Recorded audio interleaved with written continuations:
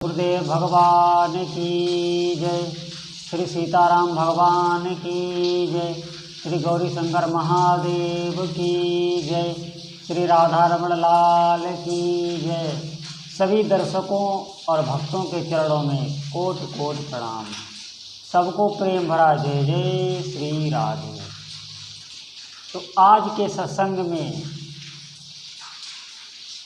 हम बताएंगे कि भगवान तो हमें दिखते नहीं, भगवान तो हैं, सब जगह हैं, सब काल में हैं, सब शरीरों में हैं। इस पूरे जीव जगत में भगवान ओतप्रोत हैं, व्याप्त हैं, लेकिन वो हमें दिखते नहीं। तो हम उनका अनुभव कैसे करें, क्या रास्ता है? तो परमात्मा श्री कृष्ण का नाम स्वरूप जिस प्रकार भागवत है, उसी प्रकार परमात्मा श्री रामचंद्र जी का नाम स्वरूप रामायण है। नाम के साथ प्रीति करे तो ही मन शुद्ध होता है। भक्ति में आनंद आवे ऐसी इच्छा हो तो मन को अतिशय शुद्ध रखो। बराबर हरि स्मरण करने का अभ्यास करो, नाम जपने का अभ्यास करो। वासना एक बार अंदर प्रवेश हुई तो फिर तुम्हारी चतुराई चलेगी नहीं। वासना जागने से मनुष्य विषय भोगों के पीछे दौड़ने लगता है, उनको भोगता है और मन को बिगाड़ता है। विषय ना भोगे तो भी मन चंचल होता है। इस प्रकार वासना रूपी राक्षसी दोनों प्रकार से ही मारती है। अगर आप विषय को भोगेंगे तो भी मरते हैं, और अगर आप नहीं भोगते हैं तो विषय की तृष्णा आपको मारती है, जलाती है। जो श्री राम नाम का बराबर जप करते हैं, श्री राम श्री कृष्ण इनका नाम बराबर जपते हैं, उनके मन में वासना प्रवेश नहीं करती। तो बराबर भगवान का नाम स्मरण करें, उसी से वासना मरती है। लौकिक वासना को अलौकिक वासना से निकालना पड़ता है। कांटा जिस तरह कांटे को निकालता है, उसी प्रकार अलौकिक वासना लौकिक वासना को निकालती है। किसी स्त्री पुरुष से मिलने की इच्छा ये लौकिक वासना है, लेकिन परमात्मा से मिलने की इच्छा ये अलौकिक वासना है। लौकिक वासना में फंसा हुआ मन अशुद्ध होता है, लेकिन अलौकिक वासना में जब मन फंसे तब मन शुद्ध हो जाता है। मन शुद्ध होगा तो ही भक्ति में आनंद आवेगा। अन्य सब कुछ बिगड़े तो भले ही बिगड़े, परंतु मन कभी न बिगड़े, उसकी बहुत सावधानी रखनी है। इस शरीर का बहुत ध्यान रखोगे तो भी एक दिन इसे बिगड़ना ही है। शरीर किसी का भी स्थायी रूप से नहीं रहता, शरीर तो बिगड़ता ही है। मनुष्य शरीर का ध्यान रखता है, परंतु मन की चौकसी रखता नहीं। बिगड़े हुए शरीर का भाग कदाचित बदला भी जा सकता है, परंतु बिगड़े हुए मन का बदलाव करना मुश्किल हो जाता है। शरीर को एक दिन छोड़ना ही है, शरीर छूट जाएगा, दूसरा मिल जाएगा, परंतु मन तो मरने के बाद भी साथ ही जाता है। तन की अपेक्षा मन का ध्यान अधिक रखो। नाम के साथ प्रीति करोगे, नाम के साथ प्रेम करोगे तो मन पवित्र रहेगा। जगत में जितने भी आज तक महापुरुष हुए हैं, उन सबने प्रभु के नाम के साथ ही प्रीति की है।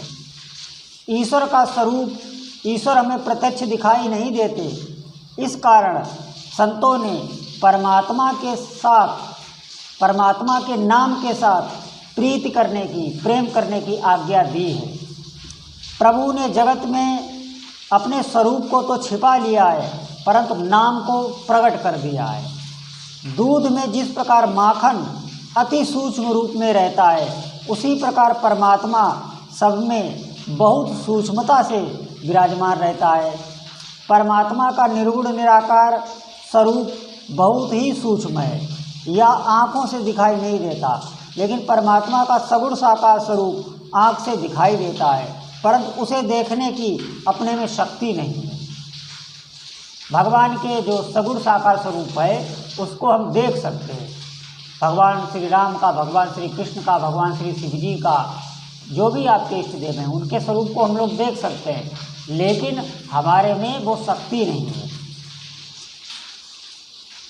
परमात्मा शंख चक्र गदा पद्म धारण करके अपने समक्ष प्रत्यक्ष प्रकट हो जाएं तो हम जैसे साधारण मनुष्य प्रभु का तेज नहीं सहन कर पाएंगे और मूर्छा में चले जाएंगे और शरीर छूट भी सकता है, प्राणांत भी हो सकता है।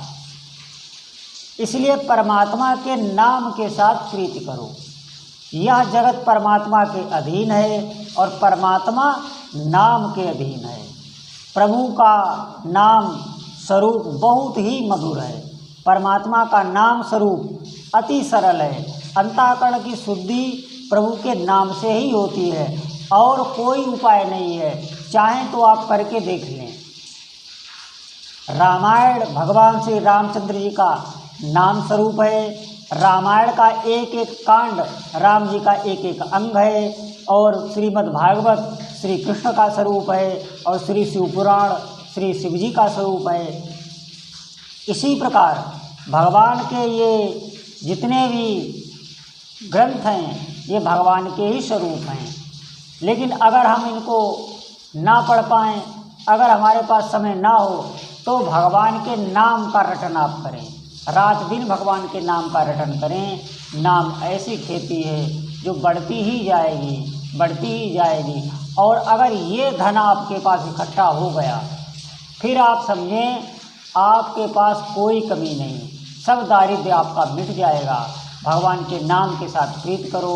मेरा बार बार यही उपदेश रहता है।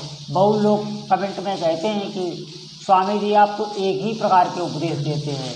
नहीं भाई, अगर आप नाम महिमा रोज़ नहीं सुनेंगे तो आप नाम जप से वंचित रह जाएंगे।